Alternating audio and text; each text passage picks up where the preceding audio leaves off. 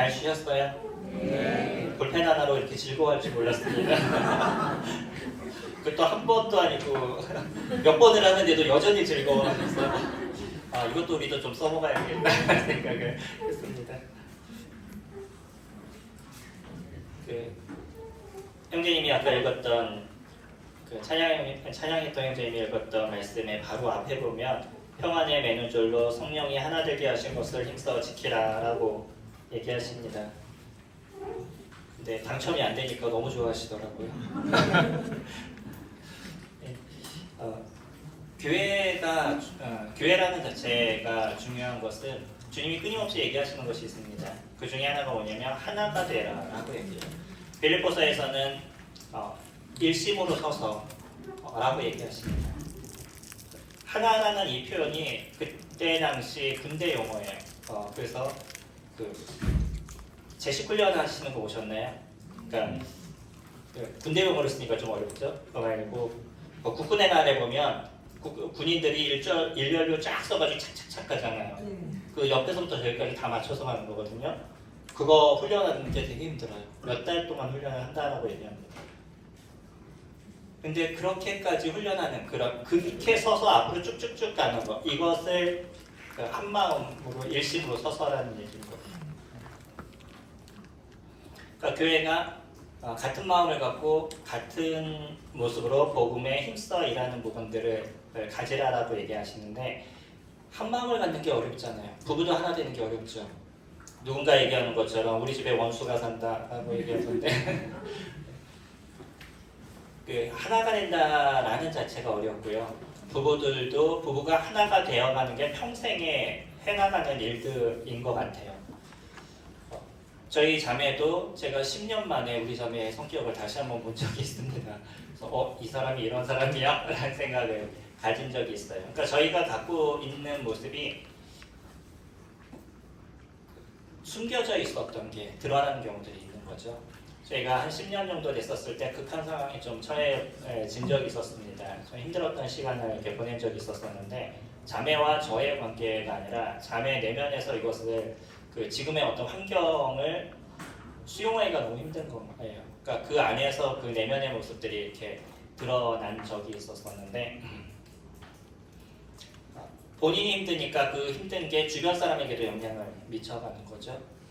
저한테 직접적으로 얘기하지 않아도 그런 것들이 저에게 이제 부담이 되고 힘든 부분들이 있을 수 있죠. 물론 저로 인해서 저희 자매는 훨씬 많이 그런 부분들을 갖고 있는데, 이 모습에서 제가 할 수 있는 건 뭐냐면 그냥 자매를 안아주는 거. 이게 제가 할 수 있는 유일한 길이었었어요.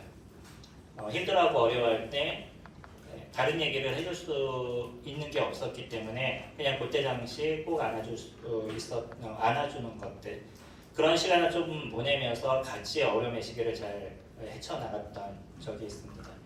하나가 된다는 게 참 쉽지 않아요. 그럼에도 불구하고 가정에서부터 하나의 모습을 만들어가면, 부부가 하나의 모습을 만들어가면 아이들은 거기에서 믿음의 삶이 무엇인지를 알고 배워가는 시간들이 되어져가는 거죠. 어떤 목사분의 자녀가 하는 얘기, 우리 아빠는 강단에서 내려오면 안 돼. 집에만 오면 아주 안 좋은 모습이었다라고 얘기합니다. 근데 의외로 목사분들 중에 그런 경우가 되게 많아요. 왜 그러냐면 교회에서는 착한 척 해야 되잖아요. 근데 집에 가면 그 사람이 갖고 있는 실질적인 성격이 드러나게 되는데, 이게 이제 자녀들은 다 보는 거예요. 그래서 TK라고 얘기하는데, 파스터 키드라고 얘기하는 목사 자녀들이 엇나가는 경우가 되게 많습니다. 가정에서의 모습이 온전하지 않기 때문에 신앙이 무엇인가, 하나님의 살아계신가, 이거에 대한 고민들을 아이들이 하면서 자라게 되는 거예요. 그러니까 성도님들이 교회 안에서 어른으로서의 함께하는 모습들을 우리가 만들어갈 때 아이들은 그 안에서 안정을 갖고 크게 되는 거죠. 가정이 그런 거잖아요. 부부가 서로 하나가 되어져가고 서로의 어려움을 이해하고 복돋아주고 그러면서 걸어가게 됐을 때 자녀들은 거기서 쉼이 되고 안식이 되는 거죠. 교회도 마찬가지입니다. 교회도 어른들이 어른들의 역할을 하고 일꾼들이 일꾼들의 역할을 해 나가게 됐었을 때 그 밑에 있는 자녀들이 그러니까 아이들이 건강하고 튼튼하게 자라가게 되는 거죠. 저희 아이들은 성인이 될 때까지 교회 문제를 거의 몰랐었어요. 저희가 집에서는 교회 얘기를 절대 하지 않았습니다. 그냥 철칙이었었어요. 지금은 잘해요. 그건 뭐냐면 우리 아이들이 이미 성인이기 때문에 아이들이 알아야 될 것과 알아야 되지 않을 것들 뭐 이런 것들이 좀 구분이 될 수 있어서 충분히 소화할 수 있는 부분이 있어서 어느 정도 얘기를 하는데 우리 애들이 나중에 이제 하는 얘기가 교회 소식은 우리가 제일 늦게 한대요. 얘기를 안 했습니다. 철저하게 안 했었어요. 그 이유가 제가 힘들었기 때문에 그래요. 말씀드렸죠. 저는 절대 사역자가 되지 않겠다라고 생각했다고. 그 이유가 뭐냐면 교회 소식을 제가 다 알고 있었어요. 당시에는 핸드폰이 없었기 때문에 저희 아버지가 마루에서 전화를 하셔요. 그 전화 소리가 다 들립니다. 그러니까 교회에서 무슨 일이 있었는지를 제가 다 알아요. 이게 너무나 상처가 되는 거고 도대체 믿음이라는 것은 무엇인가라는 고민들 이런 것도 적지 않게 해왔었죠. 그래서 교회가 하나가 된다라는 게 쉽지 않은 여정의 길을 저희들이 걸어가는 거고요. 똑같이 뭐 다 같은 마음을 품으라고 얘기하는 게 뭐 오른쪽으로 하면 다 오른쪽, 왼쪽은 다 왼쪽 이게 쉽지 않은 거잖아요. 네, 우리가 갖고 있는 그 예수 그리스도라는 그 중심을 통해서 각자 갖고 있는 은사를 잘 사용해 나가는 것. 그리고 어떤 목표가 정했었을 때 그 목표가 나한테 조금 맞지 않아도 함께 갈 수 있는 것들. 이런 것들을 만들어가는 게 하나의 모습인 거죠. 우리 서로 다른데 뭐 모이는 게 뭐 오늘 꼭 다 같이 모여야 되고 내일 꼭 다 같이 모여야 되고 그런 게 아니잖아요. 그때그때 상황에 따라 틀린 부분들은 충분히 있지만 그러나 어떤 목표점을 가서 그것을 행해 나갈 때는 교회가 같은 마음과 같은 모습으로 함께 수고해 나가는 것들 이런 것들을 만들어 가는 게 교회의 모습이고 이렇게 교회의 모습을 만들어 가게 되면 내가 나의 성격과 나의 잘못된 것들을 해결해 나가는 것들도 그 안에서 배워가게 되죠. 요즘 아이들의 성격이 잘 안 변하는 경우가 저희 자매가 방과후 교사로 지금 일을 하고 있는데 1, 2학년 아이들을 대할 때마다 해마다 달라요. 아이들의 모습들이 점점 안 좋아져 가고 있는 거죠. 오냐오냐 키우고 학교에서는 아이들한테 뭐라고 얘기하지 못하고 뭐 밥 먹었니라고 얘기하는 것도 문제가 될 정도로 좀 이상한 모습이 지금 되어져 가고 있어요. 그러니까 아이들은 자기가 최고가 된 거죠. 학교에서 자기 기분 나쁘면 엄마한테 얘기해요. 그럼 엄마는 바로 선생님한테 전화하고. 아이들이 무엇을 배우겠어요? 이게 이제 계속 어려워져 가는 모습인 거죠. 근데 교회는 이런 어려움의 모습에서 그들을 바르게 잡아주고 온전함의 모습을 만들어가는 게 교회의 모습인 거잖아요. 저희가 그것을 이뤄가고 있는데 여기에는 저희들 마음 가운데 조금의 부담감이 필요합니다.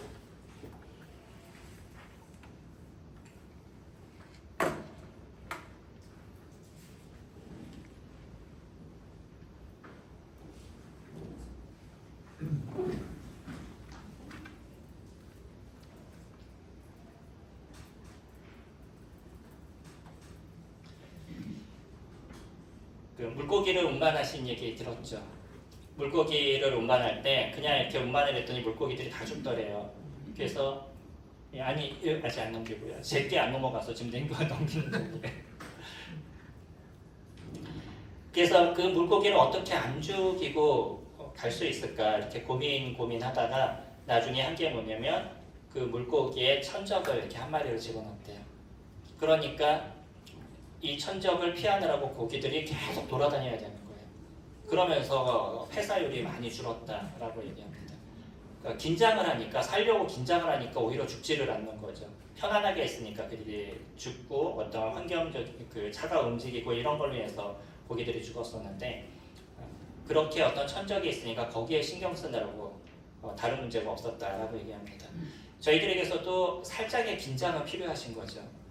믿음의 삶에도요 저희가 거룩한 부담감이 필요합니다. 우리 안에 부담감이 없으면 잘못된 문제를 만들어가요. 저도 요즘 개인적으로 제가 해나가고 있는 하나의 부담감이 있습니다. 그게 뭐냐면 규정 속도 지키자. 큰 거 아니죠. 저에게 있어서 가장 큰 문제 중에 하나가 속도감을 즐기려는 저는 목표 지향적인 사람이라 만약에 이 캠프장을 와야 된다. 그럼 내비에 찍히는 시간보다 빨리 와야 돼요. 그래야지 승리한 것 같은 그런 쾌감을 느끼는 부분이 있습니다. 그런 게 이제 속도를 줄이는 걸 참 힘들었었어요 개인적으로. 근데 여러 가지 이유가 있는데 처음에 제가 운전을 배운 게 서점에서 배웠기 때문에 그러니까 저희가 하고 있었던 서점이 성남에 있는 모든 책을 성남에 있는 서점들에게 다 이렇게 배포하는 총판 역할을 하고 있었어요. 그러다 보니까 빠른 시간에 빨리 이렇게 배달을 해야지만 끝나니까 운전을 빨리 하지 않으면 이게 안 되는 거예요. 운전을 그렇게 배우니까 그 속도를 줄이는 걸 잘 못하게 되더라고요. 그러면서 제 속에서 무슨 생각을 갖고 있냐면 이건 안 되는 거야 라는 생각을 갖게 되더라고요. 이게 안 되는 거야 라는 생각을 갖게 되는 순간에 안 돼요. 그게 오랜 시간이 흘렀던 거예요. 그래서 서점을 안 하고 그냥 일반적인 삶을 살아도 차가 없으면 속도를 좀 내서 달리는 이런 부분들이 습관화 되어졌던 거죠. 저희 교회에 구도자가 왔는데 구도자가 무슨 얘기하다 죄에 대한 얘기를 한참 했는데 이 구도자가 그러니까 횡단보도로 건너는 거 이런 얘기를 이제 좀 했었습니다. 선생님이 횡단보도로 건너셔요? 아니면 차도로 건너셔요? 네, 그렇죠. 차도로 이렇게 얘기하지 않으시겠죠 지금 시간에. 네. 근데 선생님들이 만약에 차도로 건너신다 그러면 그거는 나 하나의 편의로 인해서 누군가에게 고통을 주는 거예요. 만약에 다른 사람이 그 교통사고를 내봐요. 그 사람의 마음은 어떻겠어요? 전철 운전수죠 기관사들이 트라우마가 있다고 합니다. 그 이유가 뭐냐면 그 빠른 속도로 전철이 지나가는데 거기서 투신을 하는 거예요. 그러면 이 사람이 죽을 때 모습을 기관사가 다 보는 거예요. 그게 엄청난 트라우마다라고 얘기합니다. 그러니까 자기 목숨을 자기는 죽인다라고 생각하고 자기만의 문제라고 생각하지만 그건 자기만의 문제가 아니잖아요. 어떤 사람이 옥상에서 투신해가지고 밑에 지나가는 여고생이 그냥 직사하는 경우도 들어보셨죠. 이런 나만의 문제가 아니에요. 누군가에게 고통을 주고 어려움의 문제가 나타나게 되거든요. 그래서 그 친구하고 복음을 전하면서 얘기를 하다가 횡단보도로 건너나요? 이런 얘기 이렇게 했는데 그러다가 이제 속도 얘기를 했어요. 차 규정 속도 지키는 얘기를. 근데 그분이 뭐라고 얘기하냐면 목사님 전 그래도 T맵에 100점 나와요 라고 얘기하시더라고요. T맵 쓰시나요? 네, T맵 쓰시면 점수 나오는 거 아시죠? 운전 점수 100점이 나온대요. 그래서 제 머릿속에 난 그래도 88점이라 잘하고 있다라고 생각했거든요.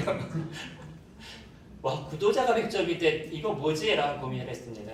그래서 그 다음에 이렇게 찾아보니까 제 운전 습관에 뭐가 잘못됐는지가 보여요. 그 운전 습관이 잘못된 딱 두 가지가 있는데 하나 속도, 하나 급정거 두 가지입니다. 그러니까 속도가 빠르니까 급정거가 생기는 거죠. 별 수 없이. 그러니까 두 가지가 같이 가게 되는 거죠.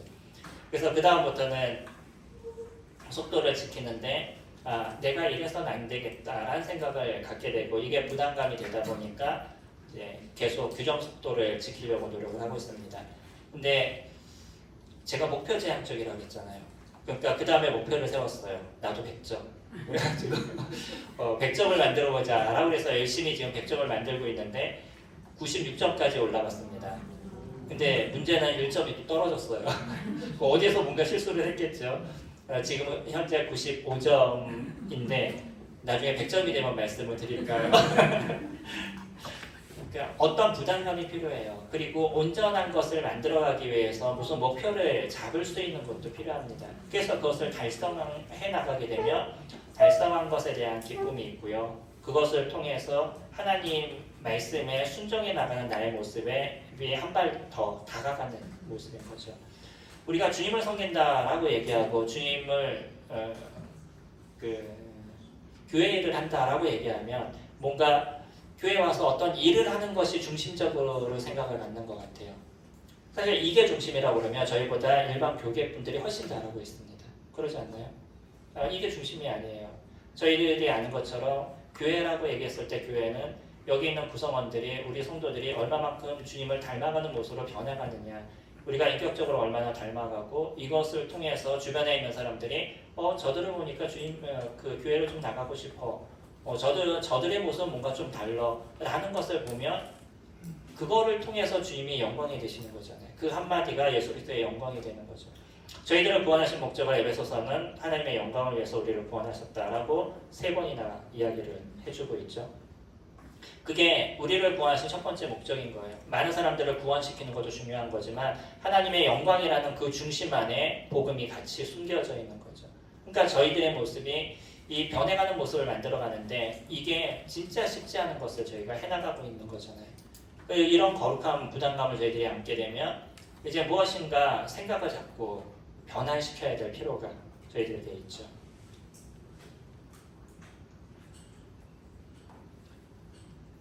거룩한 부담감은요, 깨달음에서 시작이 됩니다. 그러니까 우리가 무엇인가를 알아야 되는 거죠. 내 마음의 생각에 변화가 일어나지 않으면 다른 것도 일어나지 않습니다. 그러니까 생각이 곧 운명이 된다라고 얘기해요. 이런 얘기 들어보셨어요? 아마 저에게 메시지를 들었던 여러분들이 계시는데 그런 분들은 많이 들었던 이야기실 겁니다. 시태를 나오시거나 부부 세미나에 들어오시거나 이런 분들에게 제가 계속적으로 얘기했던 건데 생각이 운명이 된다라고 얘기해요. 생각은요,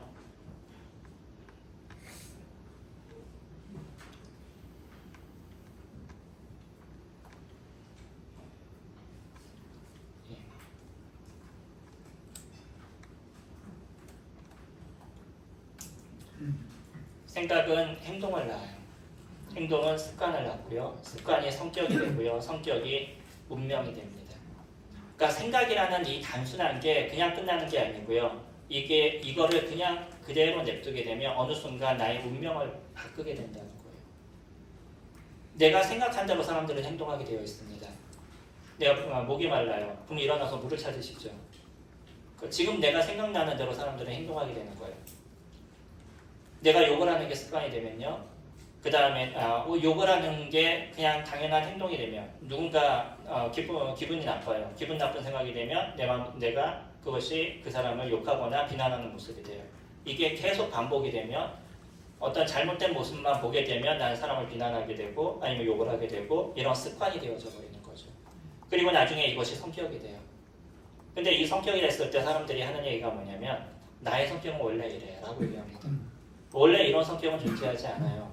하나님께서 저희들을 만드실 때 좋은 성격으로 저희들을 만드십니다. 조금 더 활발한 사람이냐 내성적인 사람이냐 이런 것의 차이인 거지 나쁜 모습으로 우리를 만드신 게 아니에요. 다만 그 사람이 우리가 갖고 있는 죄성을 통해서 커가면서 그의 모습이 변하게 되는 거고 환경과 내가 무엇을 습득하느냐 교육이 무엇이냐 여러 가지가 합쳐져서 이게 점점 나에게 있어서 성격이 되어져 가는 거죠. 그리고요 이 성격이 결국 무엇을 변하게 되냐면 무엇이 나타나게 되냐면 나의 운명이 변하게 되는 모습이 되어져 가요. 아주 작은 생각의 변화가 우리들의 운명을 변화시키는 부분들이 되어져 가는 거죠. 제가 요즘 계속 말씀드린 이주영 씨, 그분이 중학교 때인가 고등학교 때인가 저 잘 기억은 나지 않는데 학교에서 있는데 그 삶이 너무나 힘들었던 거예요. 나름대로 자기가 살 수 있는 건 공부밖에 없다라고 생각하니까 죽으라고 공부는 하는데 환경에 대한 것이 변하지 않으니까 어려움의 모습을 갖고 있다가 수업 시간에 갑자기 벌떡 일어나서 바깥으로 나가버렸어요. 그러니까 선생님이 그걸 보니까 뭐라 그러겠어요? 야, 너 왜 나가? 그러잖아요. 그랬더니 이 친구가 죽으러요. 그러면서 나가버렸어요. 근데 선생님이 그 얘기를 들었을 텐데 화장실에 간다고 그래서 그냥 보냈어요. 그래서 이 친구가 옥상까지 올라갔습니다. 울면서 옥상까지 올라갔어요. 죽으려고. 올라가서 바깥을 딱 쳐다보고 서 있는데 자기의 인생이 너무 아깝다는 생각이 들었나 봐요. 죽음이라는 게 내가 나를 이렇게 사랑하고 있구나라는 것을 그때 깨달았대요. 죽는 게 이렇게 힘든 거구나라는 것을 알았답니다. 그래서 다시 울면서 내려왔대요. 울면서 내려오면서 어떤 생각을 가졌냐면 내가 어차피 한번 죽었어. 그러니까 내가 죽을 마음으로 살아보자. 그런 마음으로 뛰어내려왔다라고 얘기해요. 그래서 지금 많게는 한 해에 310몇 억을 버는 상상이 되세요? 기업이 아니고요. 개인이 버는 게 최고 많이 벌었을 때 얘기가 310몇억을 벌었더라고요. 그런 사람이 됐습니다. 그러니까 작은 어떤 생각의 변화가 그거를 통해 가지고 그의 인생에 많은 것들을 변화시키는 모습이 되었던 거죠. 저는 그 친구가 살아가는 삶을 계속 말씀드리지만 좋아하지는 않습니다. 다 좋아하지는 않아요. 그러나 그가 추구하고 어떤 삶의 패턴을 만들었던 부분들은 충분히 제가 배워야 되겠다는 생각 때문에 여러 가지를 듣고 있습니다. 오늘 선생님들이 어떤 생각을 갖느냐, 이것이 중요한 부분인 거예요. 내가 사람들을 비난하고 사람들에 대해서 안 좋은 생각을 가지면 그거에 대한 어떤 행동이 드러나게 되어져 있는 거죠. 그리고 이걸 가만히 놔두면 그냥 나는 그것이 습관화가 되어버려요. 그리고 어느 순간에 누군가가 툭 치면 그냥 짜증을 확 내버리는 이런 모습이 되는 거죠. 내가 짜증을 잘 내고요, 어느 순간에 욱해서 화를 잘 낸다라고 얘기한다 그러면 무엇인가 나에게서 변화시켜야 될 것이 있구나 라고 생각하시면 될 거예요. 원래 나는 이래, 난 한 번 그래도 소리 지르고 나면 그 다음부터 다 잊어, 뭐 이런 얘기 하시는 분 있죠. 듣는 사람 없더라고요. 본인은 다 잊었어, 듣는 사람은요 그 평생 트라우마로 남는데 본인은 괜찮대. 나는 이러고 나면 뒤끝 없어. 그런 얘기 듣을 때마다 전 개인적으로 화가 나는데 그 주변에 있는 사람도 얼마나 힘들어요. 그러니까 나만 괜찮으면 된다는 거예요. 그런 게 아니잖아요. 그리스도인들은요, 선한 일을 위해서 우리가 지음을 받았다라고 얘기해요. 선한 일을 열심히 하는 친백성이 되게 합니다라고 얘기하시죠. 다른 사람에게 유익을 주고 다른 사람들을 세워주고, 그게 우리가 살아가는 삶의 모습인데, 나 혼자 즐겁고 나 혼자 기분 다 풀렸으면 상관없다. 이거는 극한 이기주의자인 사람이잖아요. 그러니까 이런 모습에서 저희가 변해 가야 되는 거고, 그런 변화의 모습, 일단 이런 모습에 대해서 저희 성경을 한번 찾아볼까요? 열왕기 하 말씀 보시면 열왕기 하 23장입니다.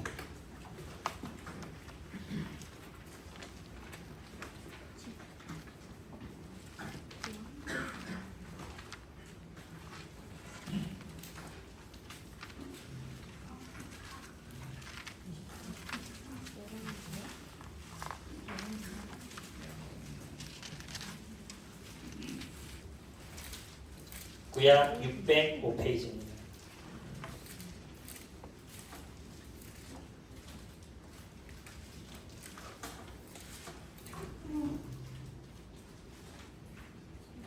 찾으셨나요? 34절부터입니다. 한 분이 좀 읽어주시겠어요?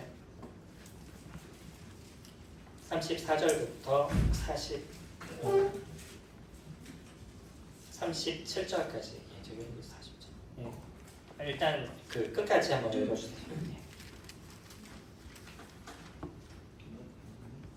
바로 누구가 요시야의 아들 엘리야김을 그의 아버지 요시야를 대신하여 왕으로 삼고 그의 이름을 고쳐 여호야김이라고 하고, 여호아스는 애국으로 잡아갔더니 그가 거기서 죽으니라. 여호야김이 은과 금을 바로에게 주니라. 그가 바로 누구의 명령대로 그에게 그 돈을 주기 위하여 나라에 부과하되 백성들 각 사람의 힘대로 액수를 정하고 임금을 징수하였더라. 여호야김이 왕이 될 때에 나이가 25세라 예루살렘에서 11년간 득세됩니다. 그의 어머니 이름은 스비다라 노마브다야의 딸이더라. 여호야김이 그의 조상들이 행한 모든 일을 따라서 여호와의 보시기에 악을 행하였더라. 그 다음에 다른 형제님이 24장 1절부터 7절까지 좀 읽어주시겠어요? 죄송해요. 제가 좀 피곤했다고요. 잘 안 보여서 말씀드린 건데. 1절부터 7절까지입니다.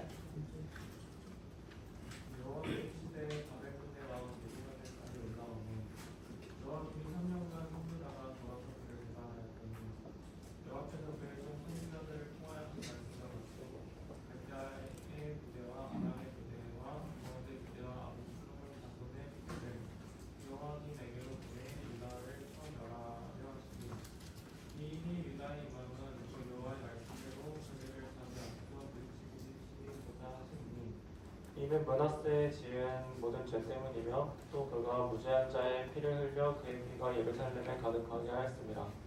여호와께서 사하시기를 즐겨하지 아니하시니라. 여호야김이 남은 사적과 행한 모든 일에 네가 역대 지략에 기록되지 아니하였느냐. 여호야김이 그의 조상들과 함께 잠에 그의 아들 여호야김이 대신하여 왕이 되리라. 예. 애굽 왕이 다시는 그의 나라에서 나오지 못하였으니 이는 바벨론 왕이 애굽 강에서부터 유프라데 강까지 애굽 왕에게 속한 땅을 다 점령하였습니다. 예, 감사합니다. 31절 보시면 뭐라고 얘기하죠? 37절 보시면요. 여호와김이 그의 조상들의 행한 모든 일을 따라서라고 얘기하죠. 그가 누구에게 배웠어요? 조상들의 모습을 보고 배웠습니다. 오히려 그의 아버지는요, 상당히 선한 왕이었었어요. 그 아버지의 모습을 따라 살아간 게 아니라 누구를 따라 살아갔냐면 조상을 따라서 살았다라고 얘기해요. 아버지의 모습을 보고 바르게 살았으면 그는 좋은 모습이 되었을 겁니다. 근데 그는 아버지를 보지 않았어요. 누구를 봤냐면 그 조상들, 그 위의 조상들이 어떻게 살았는지를 보고 그거를 따라서 살았던 거죠. 그의 생각이 거기에 놓여져 있었어요. 오히려 그렇게 통치하는 것이 나라를 잘 통치하는 것처럼 그가 생각을 가졌던 것 같아요. 생각이 그러니까 그 다음에요. 뭐라고 얘기하냐면 여호와 보시기에 악을 행하였더라라고 얘기하죠. 그가 그런 생각을 갖고 살아가니까 당연히 그의 삶에 악을 행하는 행동으로 드러나게 되는 거죠. 사람들의 모습이 그렇습니다. 어떤 것을 그가 생각하느냐, 어떤 것을 배웠느냐에 따라서 그에 맞는 행동이 그의 삶에 드러나게 되는 거예요. 예레미야 22장 21절에서는요. 뭐라고 얘기하냐면 그가 하나님의 말씀을 듣지 않는 것이 습관이었다라고 얘기해요. 여호와김이 하나님의 말씀을 듣지 않는 게 어떻게 되었냐면 습관화되었다는 거예요. 다시 얘기하면 그는 하나님의 말씀을 듣지 않는 인생을 살았다는 거죠. 저희들에게서 중요한 건 우리가 하나님의 말씀을 듣는 것이 습관화가 됐었을 때 주님을 따라 사는 모습이 되어져 가겠죠. 근데 그러지 않으면요, 이게 우리가 습관화가 돼서 이게 자연스러운 모습인 것처럼 생각해요. 복음을 전할 때 제가 하는 얘기가 있습니다. 그게 뭐냐면 지옥이 있는 건가요, 없는 건가요? 라고 얘기하면 대부분의 사람들은 없다라고 얘기하죠. 근데 그뭐 없는 거 봤어요? 라고 얘기하면 그 사람들도 안 봤어요. 이게 50대 50이에요. 동일하게 안 봤잖아요. 저도 안 봤고 그들도 안 봤어요. 근데 그들은 확실해요. 확신을 가져요. 왜 확신을 가져요? 그러면 안 보이니까요. 라고 얘기하는 거예요. 안 보이니까 우리가 확신을 가질 수 있나요? 우리가 살아가는데 안 보이니까 안 보이지만 존재하는 게 너무나 많잖아요. 우리가 지금 숨을 쉬는 것도 공기가 있고 산소가 있으니까 우리가 숨을 쉬는 건데 안 보이잖아요. 그러니까 하나님을 놓고 얘기할 때도 그렇게 얘기합니다. 하나님의 계심에 대해서 안 계시는 걸 확신할 수도 있냐고 그러면 확신한대요. 그럼 그 안 계시는 것에 대해서 확신하는 증거를 좀 얘기하라. 그러면 안 보인다. 그거밖에 증거할 게 없어요. 증명할 게 없는 거죠. 사람들은 안 보이면 당연히 없을 거라고 생각해요. 믿음의 삶에서도요. 우리 눈에 잘 보이지 않으니까 하나님의 말씀을 따라 사는 것이 어렵다는 생각을 적지 않게 갖고요. 세상에서 하고 있는 일들에 대해선 그냥 자연스럽게 배울 수 없이 그렇게 살아가야 되는 것처럼 얘기를 하죠. 저희 교회도 지금 말씀 묵상을 좀 새롭게 다시 이렇게 알려드리는 시간과 훈련하는 시간을 갖고 있는데 많은 성도님들이 말씀을 해석한 걸 갖고 묵상이라고 생각하셔요. 그 부평교회도 묵상 많이 하시죠. 매일 이렇게 묵상하시고 이렇게 적용하시는 삶을 살아가시잖아요. 저희가 실수하는 것 중에 하나가 뭐냐면 성경을 읽고 관찰하고 해석해서 그 말씀을 깨달은 걸 묵상이라고 생각해요. 진짜 묵상은 큐티는 뭐냐면 그 묵상한 걸 그 하루의 삶에 어떻게 살아내 나가냐는 거죠. 그게 우리가 묵상하는 이유입니다. 근데 거기까지만 해요. 그래서 적용할 것에 대해서 얘기하니까 연세가 많으신 분들은 이 적용에 대한 개념 자체가 잡히지를 않으셔요. 그냥 내가 이 말씀을 알고 그렇게 이렇게 살아야지 생각한 걸 적용이라고 생각하는 거예요. 이건 적용이 아니에요. 그리스도인들 중에 주님을 따라 살아야지 라고 생각하지 않는 분이 있으시나요? 다 그래요. 근데 왜 그렇게 안 살아가죠? 실질적인 그 삶의 발걸음이 오늘 일어나지 않기 때문에 없는 거예요. 회사 그분이 하시는 일이 사람들을 이렇게 데리고 일하시는데 좀 험한 일을 하시는 험한 일이 주목은 아닙니다. 네. 그런 일을 하시는 분이다 보니까 거기서 일하시는 분들이 쉽게 욕을 하시고 뭐 이런 이제 부류들이 많으신 거예요. 일당으로 일하시는 이런 분들도 많이 이렇게 데려다 쓰시니까. 그러니까 그런 사람들을 관리하다 보니까 형님도 조금 과격해지는 거죠. 그러면서 뭐라고 얘기하시냐면 이렇게 살아야 되는데 근데 내가 회사에서 이거를 할 수 있을까 생각해봤더니 안 되겠다라고 얘기하시더라고요. 제가 더 이상은 얘기하지 않았습니다. 왜냐하면 묵상은 묵상으로 끝내야 돼요. 저기서 이렇게 해야죠 저렇게 해야죠 라고 얘기하면 그분이 성경을 묵상하는 게 힘들어지기 시작하니까 그냥 듣고 말았었어요. 근데 안타까운 건 뭐냐면요, 그래서 안 돼요 라고 얘기하니까 그건 안 되는 거예요. 그렇죠? 내가 안 된다라고 생각하는데 그게 되겠어요? 당연히 안 되죠. 그건 안 되는 겁니다. 저희가 생각할 때 이거는 안 돼요 라고 성령님들이 생각하시면 그건 절대 이루어지지 않아요. 근데 가능하다라고 생각하면 변할 수 있는 것이 있는 거죠. 안타까웠던 게 뭐냐면 만약에 그래 그러면 내가 직장에서도 그렇게 살아야지 라고 생각하면 모든 걸 한순간에 바꿀 수 있는 게 아니잖아요. 어떻게 한순간에 바꿔요? 그럴 수 없는 거죠. 그럼 내가 오늘만큼은 최소 오늘만큼은 내가 그분들을 만날 때 그분들이 나랑 이렇게 화를 내도 오늘만큼 내가 화를 좀 참고 그리고 좀 진정시켜서 바르게 얘기를 하겠다라는 그 하나만 하면 충분히 오늘 하루 적용이 끝난 거 아닐까요?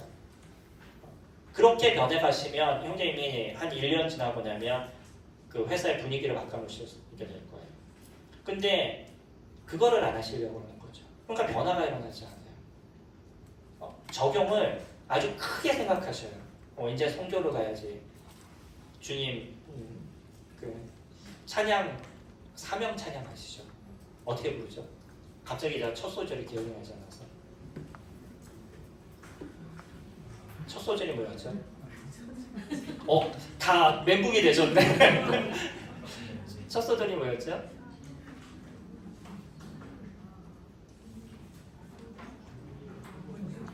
네, 주님이 홀로 가신 그 길을 나도 따라가시겠어요?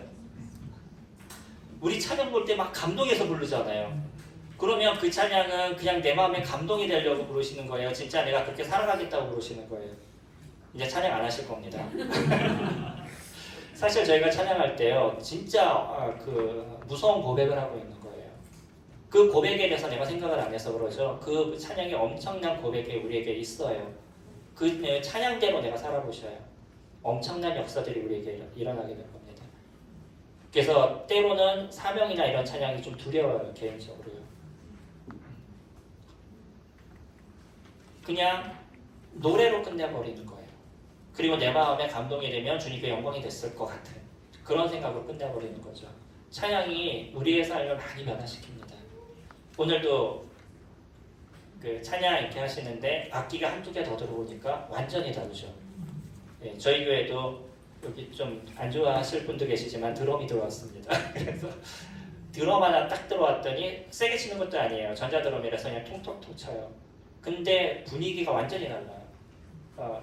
성도님들의 이 감동이 완전히 달라요. 왜냐하면 이 드럼은 우리의 심장을 만듭니다. 심장을 뛰게 만들어요. 오늘 그 악기 중에서도 하나가 심장을 뛰게 만들더라고요. 그러니까 나도 모르게 감동이 있는 거예요. 사람들 안에 있는 이 감정은 어디에서 일어나는 거냐면 우리 육체에서 나옵니다. 그냥 나오는 게 아니에요. 그래서 육체가 움직이니까 그 심장이 뛰니까 그 찬양에 감동이 일어나고 무엇인가 더 크게 주님 앞에 드린 것 같은 그런 생각이 우리에게 있는 거죠. 이것이 안 좋다라고 말씀드리는 게 아니고요. 이 모든 것이 이렇게 합쳐져 가는 거예요. 이렇게 우리가 찬양을 드리고요. 우리 감정을 주님 앞에 쏟아놓을 수 있는 그런 참된 마음이 있으면 엄청난 변화가 우리 안에서 일어나게 되는 거죠.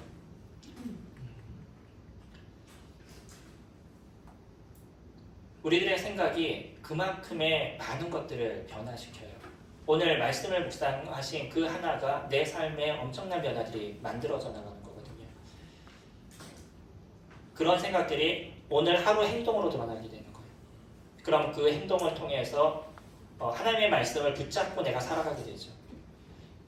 오늘 욕을 하지 말아야지 그 한 가지를 생각하고 하루를 사시면 끊임없이 그 말씀을 기억해요. 이거 하지 말아야지, 이거 하지 말아야지, 아니면 이걸 해야지 라는 생각을 가지면서 하니까 저녁에 끝나고 나시면요, 하루가 끝나고 나면 그 저녁에 다시 한번 체킹해 보는 거예요.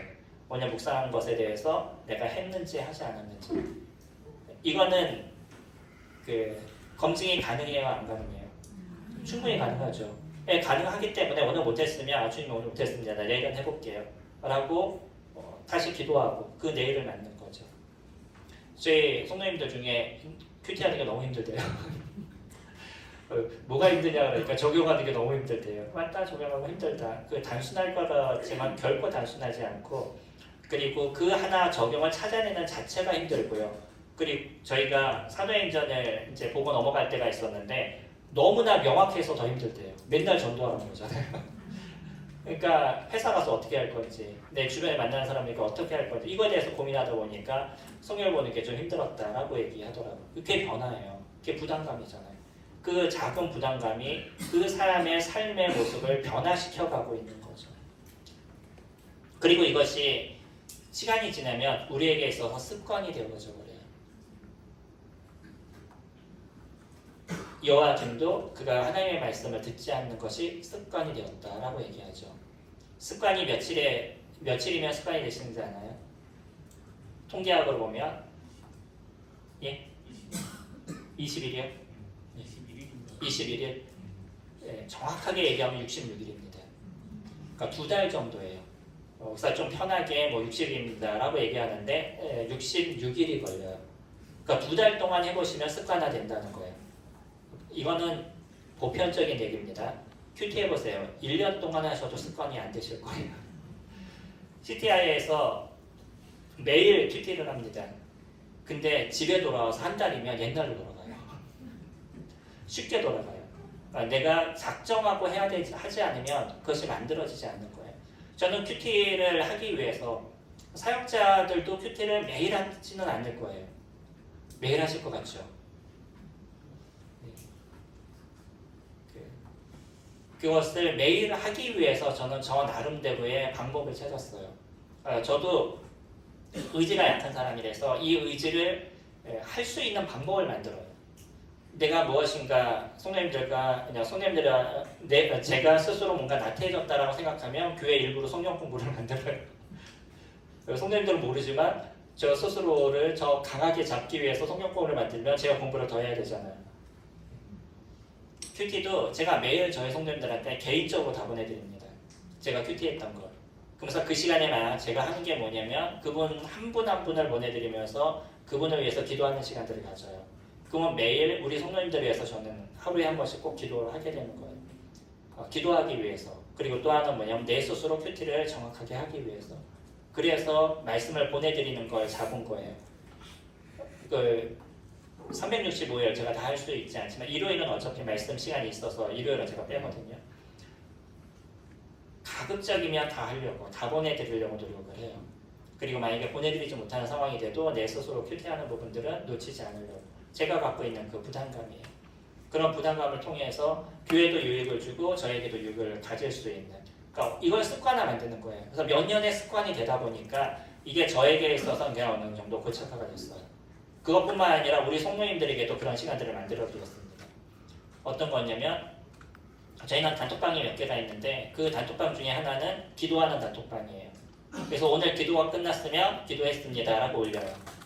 그리고 하나의 단톡방, 부서별로 다 이렇게 따로 관리를 하는데 하나는 큐티하는, 그러니까 말씀을 읽는 단톡방이에요. 그래서 오늘 말씀을 읽었으면 읽었습니다 라고 올려요. 근데 말씀을 읽는 분량에 대해서 각자 다 다르게 그건 알아서 하라고. 어떤 분은 1독을 하고 어떤 분은 2독을 하고 어떤 분은 한 장을 읽고 다 다르지만 자기가 1년 동안에 작정한 그것을 한 그날 올리라는 거예요.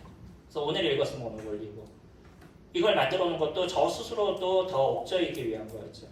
제가 1년에 성경을 몇 독 하겠다라고 결정한 게 있었었는데 그것을 행하기 위해서 성도님들과 같이 하는 거예요. 저 혼자 부족하니까, 잘 안 되니까 누구하고 같이 하는 거냐면 성도님들과 같이 만들어가는 거죠. 성도님들 중에서 많은 분들이 이게 어느 정도 습관화가 되셨어요. 저희가 한 4, 5년 정도 했던 더 됐나요? 10년 됐나요? 너무 차이 나네요. 4년하고 10년하고. 그렇게 계속 만들어 오다 보니까 이게 어느 정도 이렇게 정리가 되어져 가고 있어요. 하나인 거잖아요. 교회가 하나잖아요. 그러면 함께 가는 거죠. 어떤 분은 이거에 대해서 뭐라고 얘기하냐면 내가 꼭 이거 했던 것에 대해서 누구에게 알려야 돼요. 이렇게 얘기하시는 분들이 있어요. 그러면 그분의 마음이니까 그냥 냅두죠. 근데 저는 뭐냐면 우리는 같이 가는 존재라는 거예요. 그러니까 내가 한 걸 누구한테 알리는 게 아니라 내가 한 것에 대해서 올리면 누군가는 또 거기에 대한 부담감을 갖는 거죠. 그러니까 그도 더 하고 하자 하는 마음을 갖는 거고 같이 가는 거잖아요. 시간이 많이 지나니까 우리 숙녀님들도 어느 정도 이런 부분들이 습관화가 되고 저도 습관화가 되고 또 하나 만들어 놓은 게 꽃감방이에요. 꽃감 아시나요? 예. 저한테 들었던 분들은 아실 건데요. 꼭 감사하기. 예. 그래서 매일 꼭 감사하자는 거예요. 꼭 한 가지를 감사하는 방을 만들어 놨어요. 오늘 이것 때문에 감사했습니다 라고 이렇게 올려요. 그럼 별게 다 올라와요.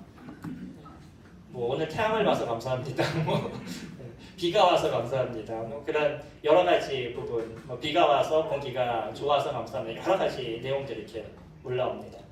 그러면서 내가 살아가는데 하나님 앞에 감사하는 시간을 갖는 거예요. 초등학교 아이들 중에 이런 시간을 가졌습니다. 초등학교 아이들이 너무나 개구진 거예요. 3학년인가 4학년인가 제가 기억하는데 나중에 EBS 찾아보면 나올 거예요. EBS에서 했던 실험이에요. 이 아이들이 너무나 개구지고 어떻게 할 수 없어요. 근데 한 분이 이 아이들한테 매일 5가지가 감사 노트를 적게 만들었어요.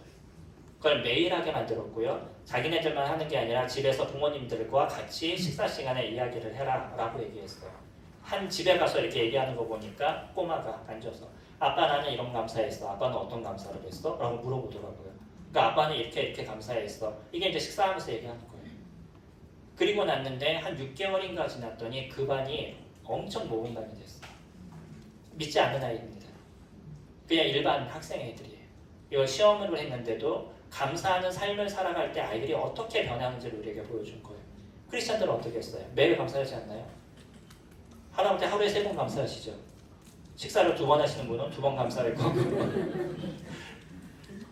그냥 이게 습관화해서 감사를 하니까 이게 감사라고 느껴지지 않는 거잖아요. 감사를 찾아보셔요. 그래서 하루에 3가지 정도는 별거 아니겠지 하는데 진짜 힘들어요. 하루에 한 가지만 찾아보셔요. 그리고 그것에 대해서 주님 앞에 감사하는 시간을 가지시면 내가 힘들어도 감사를 찾게 돼요.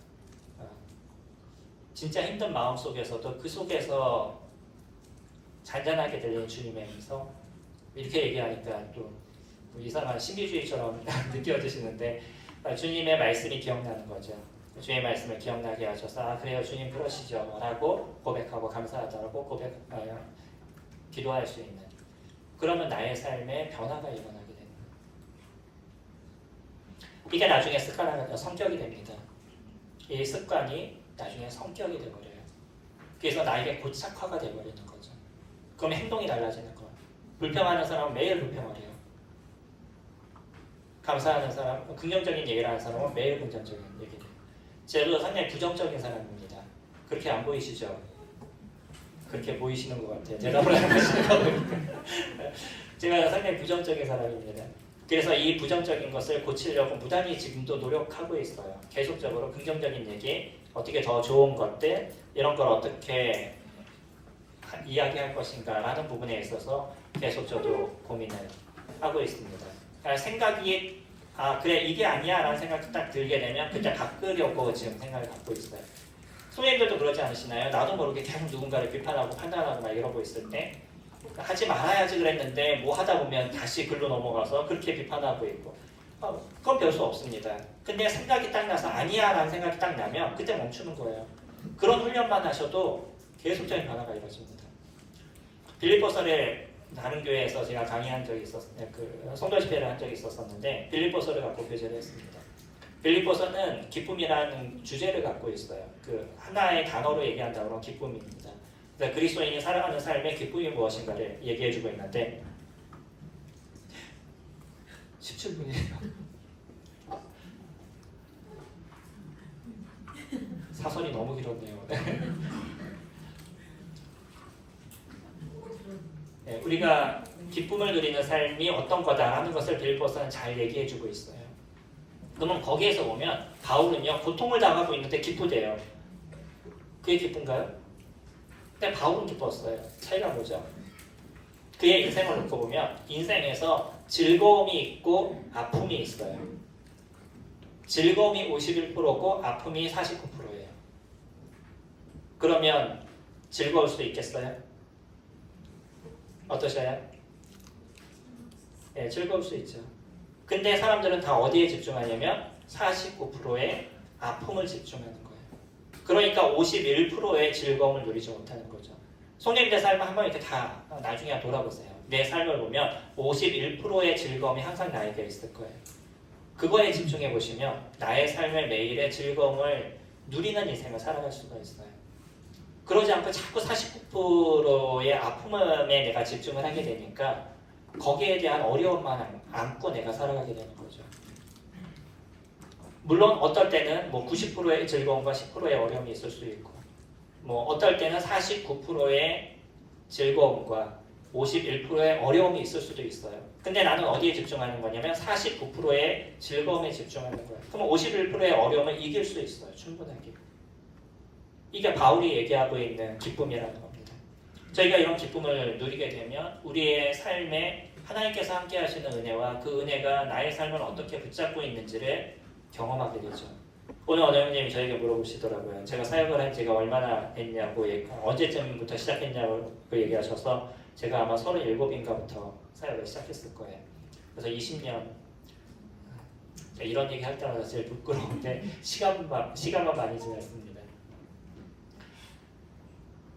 오랜 사역 기간 속에 힘든 일은 없으셨어요? 라고 얘기하시더라고요. 안 힘들었겠어요. 제 머리 지금 이거 하얀 거 보이시죠? 이것도 염색한 거예요. 염색 안 하면 그냥 다 하얘요. 저희 자매가 하는 얘기, 큰 일을 하나 겪을 때마다 흰머리가 들어간다라고 얘기. 그건 별 수 없죠. 근데 그러면 사역이 고통스럽나요? 전 그러지 않습니다. 제가 사역을 원해서 하지 않았어요. 근데 여전히 저는 사역을 한 거에 대한 즐거움을 누리고 있습니다. 야곱이요. 바로가 물어봐요. 너의 연수가 몇이니? 라고 물어보니까 야곱이 했던 거 혹시 기억나시나요? 내 연수가 130인데 험난한 인생을 살았습니다. 라고 얘기해요. 너무 슬프더라고요. 그 얘기가. 하나님께서 직접 계시해 주셨잖아요. 2번이나 나타났잖아요. 하나님 직접 만난 사람이 야곱이에요. 하늘에서부터 땅까지 연결되어 있는 사다리를 그가 모았고 하나님과 같이 씨름을 했던 이게 야곱이잖아요. 그런 인생을 살았던 사람이 그의 인생의 130년이 험난한 인생을 살았다라고 얘기해요. 그 인생의 모든 게 고통스러운 거잖아요. 우리가 만약에 우리의 인생을 끝나는 그 시점에 너 인생을 어떻게 살았니? 그러면 나의 인생은 너무 고통스러웠어. 그러면 나의 모든 시간이 다 부정당하는 거죠. 저희들은 어려움이 있을 수 있습니다. 그러나 그 어려움 안에 일어나고 있는 주님의 그 음성과 주님의 함께하심을 저희들이 경험하는 인생을 살아가죠. 전 사역을 한 걸 여전히 감사하고요. 여전히 최일선에 서서 복음을 전하고 있는 것에 대해서 감사한 마음이 있습니다. 저에게 사역을 물려줬던 형제님이 항상 저에게 미안한 마음을 갖고 있어요. 억지로 물려주는 상황이 됐었거든요. 그래서 미안한 마음을 얘기하시길래 형님 전 사역한 거에 대해서 감사한 마음이 있습니다. 그랬더니 그 형제님이 그렇게 얘기해줘서 고맙다고 얘기해요. 그게 이제 고마우려고 얘기한 게 아니라 제가 갖고 있는 실질적인 마음입니다. 전 지금도 사역을 하는 것에 대해서 감사한 마음이 있어요. 여전히 49%의 어려움이 저에게 있습니다. 근데 그것보다 무엇에 집중하고 있냐면 인생을 살아가는데 최소 내가 살아가는 인생의 모든 시간을 교회를 위해서 쓸 수 있고 예수 그리스도를 위해서 쓸 수 있다 그러면 이것처럼 은혜의 시간이 없지 않을까요? 네, 거기에 집중하고 있습니다. 오늘 말씀을 거의 못 드릴 것 같고요.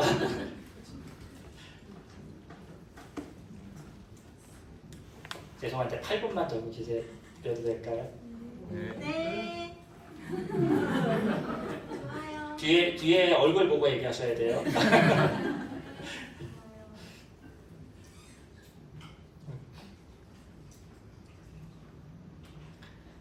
우리들이 느끼는 감정은요, 단식과 생각에서 생겨나요. 감정이 사람들은 그냥 감정 따로, 이성 따로라고 생각하는데 감정은 이성에서부터 나타나는 겁니다.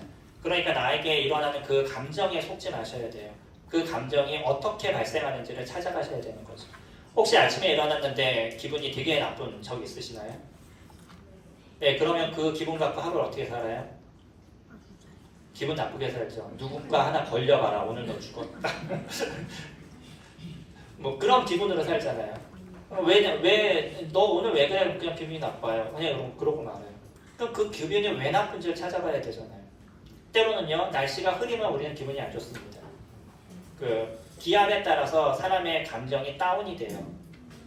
책 중에 그런 책이 있어요. 그 기분이 태도가 되지 않게. 읽어보셨나요? 이거 한번 읽어보세요. 기분이 태도가 돼서는 안 돼요. 우리는 기분에 따라 가지고 그것을 태도로 만드는 거죠. 이게 사람이 갖고 있는 일반적인 모습인데 그 기분이 왜 안 좋은지를 찾아보셔야 돼요. 찾아봤는데 없어. 그럼 기분이 안 좋아서는 안 되잖아요. 생각을 바꾸셔야죠. 아, 기분이 안 좋을 일이 아니네? 라고 생각을 바꾸시면 그 안 좋은 기분이 없어져요.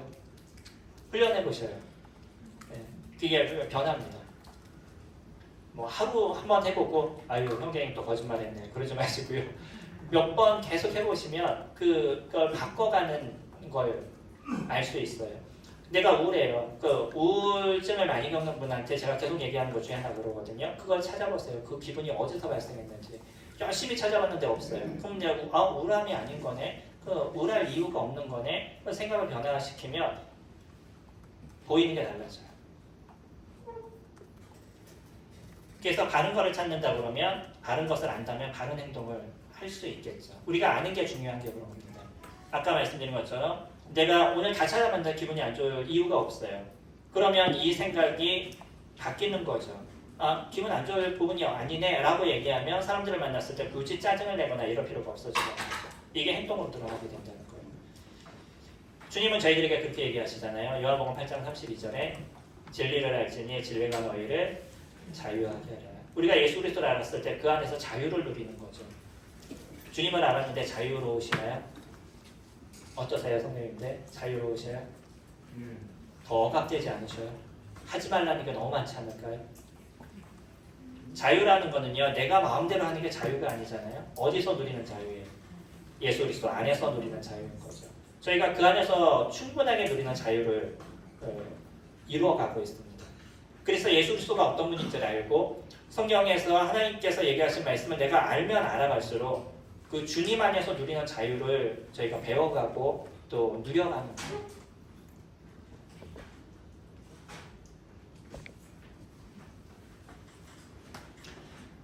바른 인지가 왜곡된 문제에서 벗어나게 만들어요. 잘못된 것을 알고 있으면 사람들이 잘못된 행동을 하죠. 바울의 모습을 보면요. 바울은 유대교회에 있으면서 잘못된 것을 배웠어요. 그러니까 그가 어떤 행동을 했냐면 예수 그리스도를 믿는 사람들을 잡아다 감옥에 가두는 역할을 했고요. 스데반이 죽을 때 그것을 당연하게 여기는, 그 앞에 옷을 던져놨다고 그러잖아요. 그것을 당연하게 여기는 마음을 갖고 있었던 게 바울이었습니다. 나중에 예수 그리스도를 만나게 되니까 진리를 알고 나니까 자기가 살아왔던 삶의 모든 것을 배설물로 여기게 되는 거죠. 예수 그리스도를 아는 그 지식 안에서만 살아가는 모습이 되었던 거죠. 잘못된 행동은요, 그에 대한 결과가 나타나요. 내가 안 좋은 행동을 하면 안 좋은 행동에 대한 결과가 나타납니다. 죄에 대한 값이 무엇이죠? 사망이에요. 예수님이 십자가에 죽으시면서 죄에 대한 값을 해결하셨습니다. 그래서 우리가 이 땅에 살 때 이제 죄가 해결됐으니까 내 마음대로 살고 죄를 져도 되나요? 죄가 다 해결됐으니까? 사람들은 자꾸 그 생각을 가져요. 근데 분명히 죄에 대한 건요, 대가가 있다는 거예요. 그게 우리가 죽음의 대가를 받지는 않지만 그리스도인들도 내가 죄에 대한 잘못을 행했을 때 그거에 대한 대가가 존재하고 있다는 거예요. 어떤 부분이죠? 왜 주님이 우리에게 선한 삶을 살아라 라고 얘기하냐면 단순히 네가 그 힘든 걸 해내야 돼 라고 얘기하시는 게 아니라 우리가 선한 삶을 살아갈 때 주님이 우리에게 주실 수 있는 은혜와 축복이 너무나 많은 거예요. 내가 남에게 선을 베풀어 보셔요. 하나님께서 어떤 선을 우리에게 주실지. 내가 다른 사람에게 악을 행하면요, 거기에 악에 대한 대가를 우리가 받게 될 거예요. 마태복음에서 얘기하죠. 그 작은 소자 하나에게 한 것이 곧 나에게 한 거라고 주님이 얘기하시잖아요. 우리가 했던 행동, 말, 모든 것에 대한 대가가 존재하게 될 겁니다. 그래서 그리스도인들은 선을 행하면서 하나님께서 주시는 은혜를 누리는 삶을 저희가 살아가고 있는 거죠.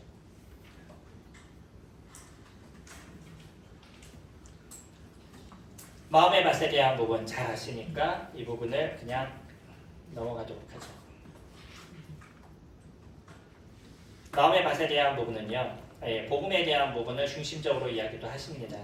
근데 마음의 맛을 이야기하면서 우리가 지금 이런 마음입니다 라고 얘기는 하시지만 그러나 이 말씀의 중심을 보면요, 열매는 어디만 맺혀져요? 좋은 것에만 있습니다. 어떤 건 조금 하다 말았으니까 그만큼의 유익이 있다라고 얘기하지 않아요. 여기에 중심 메시지는 무엇이냐면 열매예요. 뿌리가 난 게 아니라 열매입니다. 그래서 그 열매를 통해서 그 열매가 맺힌 것만 결과값이 있는 거예요. 세상을 향해서 두려운 마음을 갖고 있고 물질적인 어려움을 갖고 있고 이런 힘든 마음을 갖고 있는 모든 것에는 열매가 없다라고 얘기하고요. 복음을 얘기할 때는 이런 사람은 주님을 받아들일 수 없다라고 얘기하는 거죠. 복음으로 얘기하는 거예요. 그래서 그 마음 가운데 그리스도를 보고 하나님의 복음의 말씀을 그대로 순종하고 인정하는 사람들, 이러한 사람들에게 구원의 역사가 일어나는 거죠. 우리가 살아가는 삶에도 동일한 부분이 될 겁니다. 우리의 마음의 밭을 어떻게 바꾸고 어떻게 만들어가느냐에 따라 가지고 하나님께서 우리에게 주시는 그런 은혜들, 주님이 우리에게 주고 싶은 축복들, 그런 것들 누리는 모습들이 되어져 가는 거예요. 저는 농사를 짓지 않았습니다. 농사 지어 보신 분들은 밭을 읽어보신 적 있으시나요? 밭을 읽어보면 처음에는 이 밭을 읽기 위해서 무엇부터 치우냐면 큰 돌부터 치워요. 큰 돌을 치우고 나면 이 밭이 다 옥토가 됐을 거라고 생각해요. 치우고 났더니 그 다음에 뭐가 보여요? 네, 중간 돌들이 보여요. 그럼 이것만 치우면 될 거라고 생각해요. 그래서 중간 돌들을 치웠어요. 그러면 다 끝났다고 생각했어요. 그래 또 뭐가 보여요? 네, 작은 돌들이. 근데 재밌는 건 뭐냐면 큰 돌은 2개만 치우면 됐어요. 중간 돌은 또 몇 개만 치우면 됐어요. 작은 돌은요. 수십 개가 깔려 있는 거 이거 다 치워야 되는 거예요. 우리들이 갖고 있는 죄성이 그렇습니다. 저희가 끊임없이 읽어나가는 시간들을 가져가는 거예요. 어떤 거 하나를 치우면 해결이 될 것 같은데 그러지 않아요. 그래서 또 하나를 치워야 돼요. 또 하나를 치워야 돼요. 계속적으로 이런 시간들을 가져가는데 이런 시간들이 우리가 하나님의 은혜를 받는 시간들이 되어버리신다는 거죠. 그래서 저희들이 무엇으로 채워야 되냐면 하나님의 열심으로 채워야 됩니다. 하나님의 사랑으로 채워야 됩니다. 무엇인가 그냥 내가 열심히 하면 되겠지라는 게 아니고요. 교회를 섬길 때도 주님의 사랑으로 섬길 수 있는 부분들이 되고 계시잖아요. 제가 어떤 일을 이루게 될 때 주님이 나를 사랑하신 그 은혜를 통해서 나도 주님 앞에 보답하는 시간을 갖겠습니다. 라는 마음으로 저희가 섬김의 시간들을 가져가고 있죠. 그렇게 사랑의 마음으로 섬기게 될 때 많은 분들에게 유익을 주는 저희들의 모습이 될 겁니다. 그래서 우리 내면에 주님의 사랑이 있는지 매일 체킹해 보시는 시간이 있으시면 좋을 것 같아요. 저는 어려울 때마다 어떤 걸 보냐면 예수님의 십자가 앞에 나갑니다. 그리고 예수님이 그곳에서 죽으심의 모습이 나에게 어떠한 결과를 만들었는지를 그 밑에서 쳐다보면 아무리 저에게 어려움을 줬던 성도가 있다 할지라도 예, 주님 그렇지요. 주님은 저를 위해서 이런 모습을 보여주셨지요. 라는 고백을 할 수밖에 없더라고요. 그리고 또 그분을 볼 때 사랑으로 품어야지 라는 마음을 갖고 그분을 봅니다. 근데 그분을 보면 또 어때요? 또 화가 나죠. 이런 거의 반복이에요. 그러면서 좀 더 옅어지는 저의 모습이 됩니다. 저희들에게 조그만 부담감은 삶의 활력소가 될 수 있어요. 믿음 안에서도 저희들은 부담감이 필요합니다. 그리고 그 부담감이 나를 옥죄이고 때로는 이것이 공황이 돼버리는 이런 걸 말씀을 드리는 게 아니고요. 작은 부담감을 통해서 주님 안에서 얻어지는 유익을 저희들이 바라보고 우리 안에서 맺어지는 성령의 열매를 저희들이 바라보고 이런 일들을 만들어가게 됐을 때 이 부담감이 주님이 저희들을 귀하게 만들어 가시고 쓰시는 모습이 될 겁니다. 또 거짓말을 했네요. 32분이에요. 32분이에요? 아까 시간을 잘못 봤나 제가? 32분 2분 맞습니다. 맞죠. 32분이죠. 제가 아까 시계를 갖다가 잘못 봐서 시간도 잘못 보네요. 아까 시간 볼 때 20몇 분을 30몇 분으로 봤어요. 그래서 조금만 더 한다고 말씀을 드렸는데 그래서 대충 끝냈거든요. 근데 지금 보니까 시간 제대로 맞췄네요. 맞아요. 어쨌든 이것도 주님의 뜻이라고 생각이 되고요. 예. 주님 안에서 귀하게 섬기시는 소녀들을 보니까 마음에 감사한 마음이 있습니다. 이 아름다운 마음을 더 많이 만드셔서 허정철님이 예전에 그런 얘기 하시더라고요. 그 인천 그런 부평교회 뭐 한국 그러면 부평교회, 세계 그러면 부평교회라는 이름이 들리도록 만들겠다. 그래서 저도 기도하고 있습니다. 성남교회를 위해서. 예, 성도님들이 귀하게 섬기시는 게 감사가 되고요. 또 이 시간 또 함께 해주시면 감사를 드립니다. 기도하겠습니다.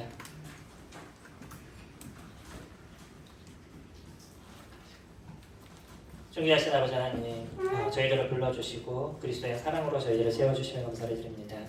주님의 사랑을 받을 만한 존재가 아님에도 불구하고 이 어두웠고 캄캄했던 더 이상의 희망을 볼 수 없었던 저희 마음 가운데 예수 그리스도의 빛을 저희들에게 비춰줌을 통해서 그 따스함과 삶의 희망과 기쁨이 무엇인지를 저희들로 알게 하시고 그리스도 안에 거하는 은혜를 이루도록 도우시면 감사를 드립니다.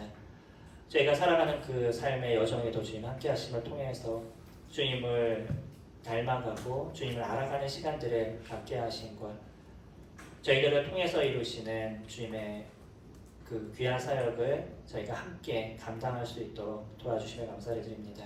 우리 성도님들을 통해서 이루시는 이 부평 지역의 아름다움의 열매가 귀하게 맺어져 가도록 아버지 하나님 인도하시고 우리 성도님들의 삶에 그런 즐거움과 기쁨이 매일마다 일어날 수 있도록 주님께서 도우시길 원합니다. 오늘의 이 시간을 함께 하시고 인도하신 주님 앞에 감사를 드립니다. 예수님의 이름으로 기도드렸습니다. 아멘. 수고하셨습니다.